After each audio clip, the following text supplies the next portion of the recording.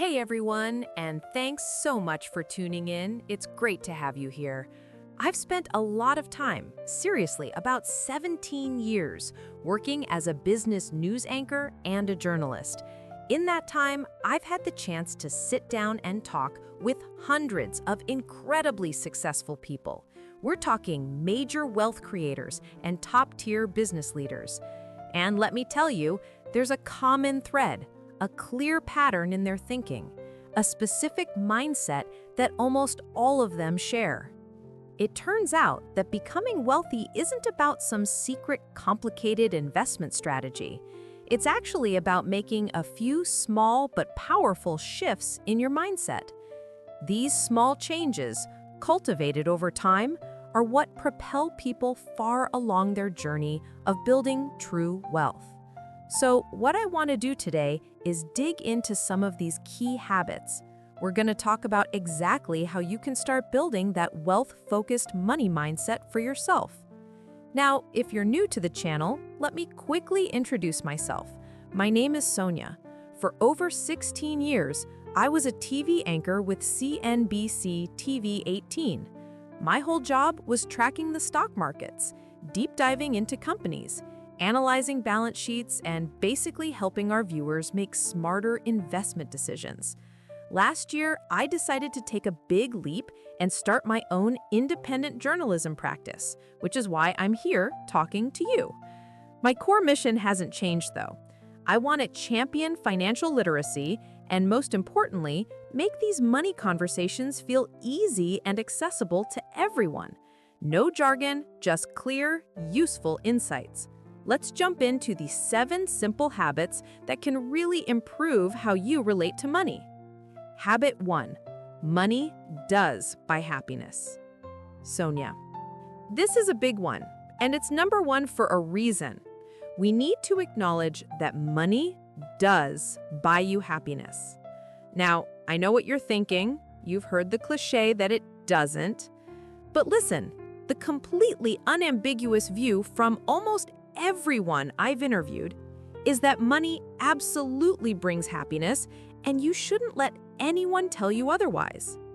I had a fascinating conversation with Sonel Zinga, who has managed public funds for over 3 decades. He put it so simply: money solves 90% of your problems. It gives you the ultimate power, which is the freedom to make your own life choices. Think about it. Whether it's having the capital to invest in a new business, the security to choose your life partner without financial stress, or the strength to walk away from a terrible job or a bad situation, money is the tool that gives you that leverage. It's what helps you provide a better life for your family. And yes, it solves most of your money problems. So please, stop feeling embarrassed or apologetic about having a hunger to earn more. Just remember this critical distinction. An obsession with money is what causes problems. It brings both extreme highs and devastating lows. Money should be a means to an end, not the end goal itself. Habit 2. Give yourself permission to fail. Here's a huge shift, and honestly, it's a big mental block for most of us. Allowing yourself to fail. From the moment we're children, we're taught that we must succeed at everything we touch. This mentality makes us choose inaction over the possibility of failure, which basically slams the door on trying new things and unlocking life-changing opportunities. But here's the secret.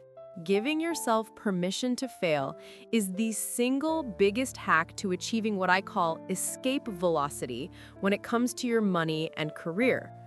Once you manage to stop worrying about the consequences of failure, which, let's be real, is mostly just worrying about other people judging you, that's when you truly clear your path to success. I'll share a story from my interview with the veteran investor Ramesh Damani. He told me that very early on, his father gave him some money to trade stocks with a simple instruction: start trading.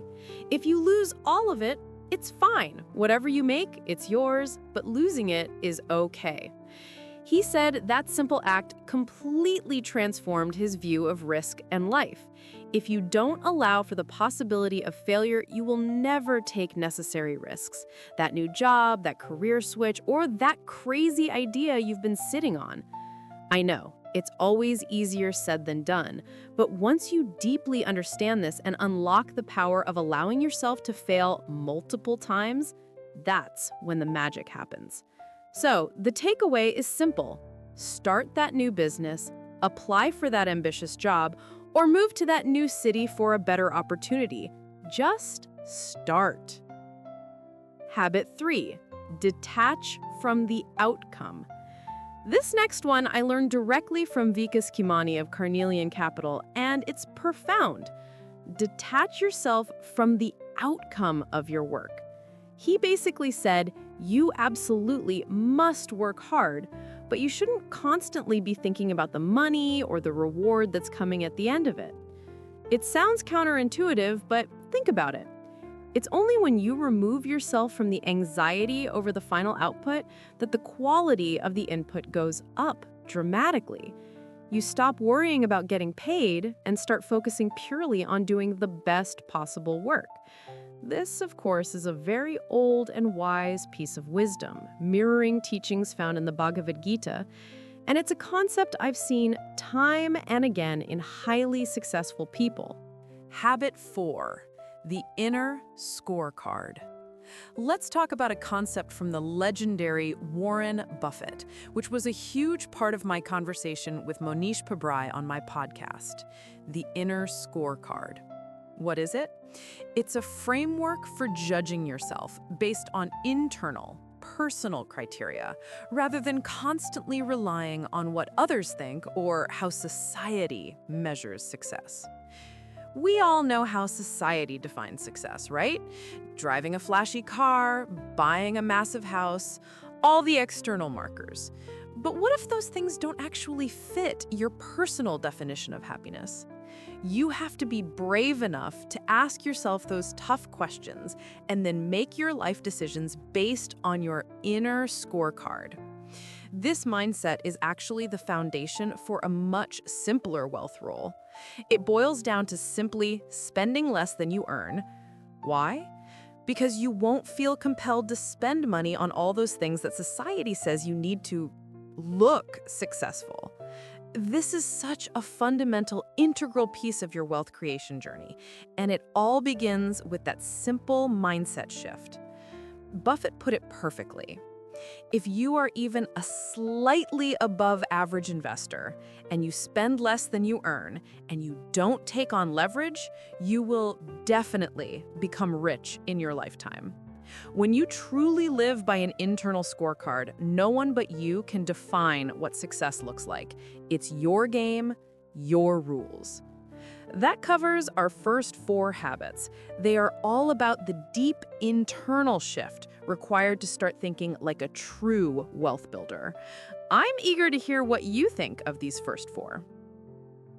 Habit 5, overestimate the upside, underestimate the downside. This is a mindset I picked up from the veteran value investor Madhupstra.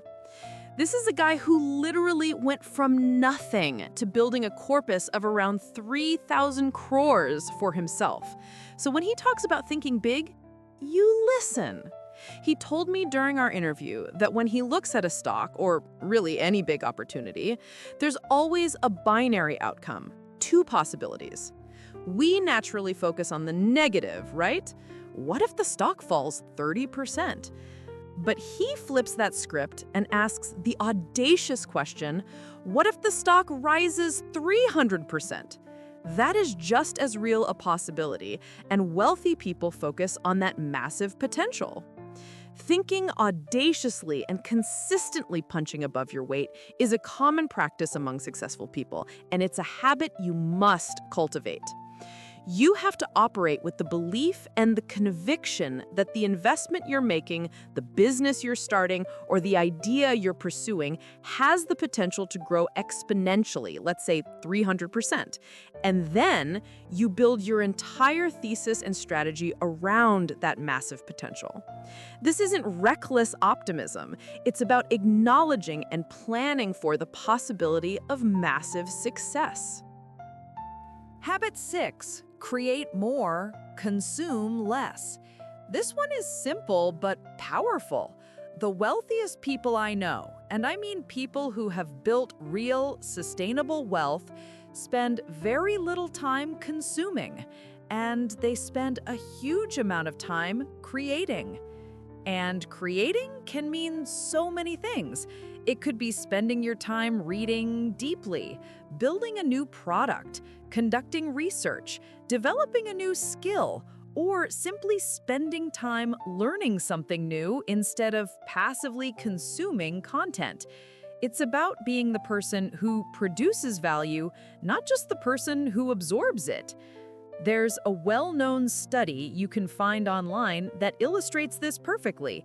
It shows that roughly 70% of wealthy individuals spend less than an hour watching TV every day. That's because their priority is creation, not consumption. They are actively building their futures, not passively watching others live theirs. If you want to build wealth, shift your focus from consuming entertainment to creating value. Habit 7, first principle thinking. This final tool is something that truly helped me restructure my life and my approach to wealth creation. It was shared with me by Nandan Nilekani, and it's called first principle thinking. What this means is that you question everything in your life and your business from the absolute ground up. You don't just accept existing knowledge or rely on analogies like, well, company X did it this way, so we should too. Instead, you break down complex problems into their most fundamental, basic elements, the first principles. The most famous modern example is, of course, Elon Musk. He used first principle thinking to dramatically reduce the cost of producing rockets. Instead of accepting the established sky-high cost of rockets as a given, he asked, what are the fundamental materials needed? What is the core manufacturing process? By rethinking every single element from those first basic principles, he identified ways to slash production costs and revolutionize the industry. You can apply this to your money, too. Don't just accept I can't afford a house or I have to stay in this job. Break down those assumptions. What is the fundamental issue? Is it the cost of materials? Is it your earning potential? By questioning everything from the ground up, you stop being bound by traditional limitations. Now, these 7 habits aren't just theories. They are practical tools that have genuinely helped me change the way I think about and structure my life, my career, and my wealth creation journey. They are shifts in perspective that move you from being reactive to proactive, from consuming to creating. They are the common threads I found running through the lives of the most successful people I've had the privilege of interviewing over the last 2 decades. I really hope these insights resonate with you and give you something practical to think about today. I'm ready for your request for the 3rd and final section when you are. That section will focus on wrapping up the discussion, asking the audience for engagement, and looking ahead to future content.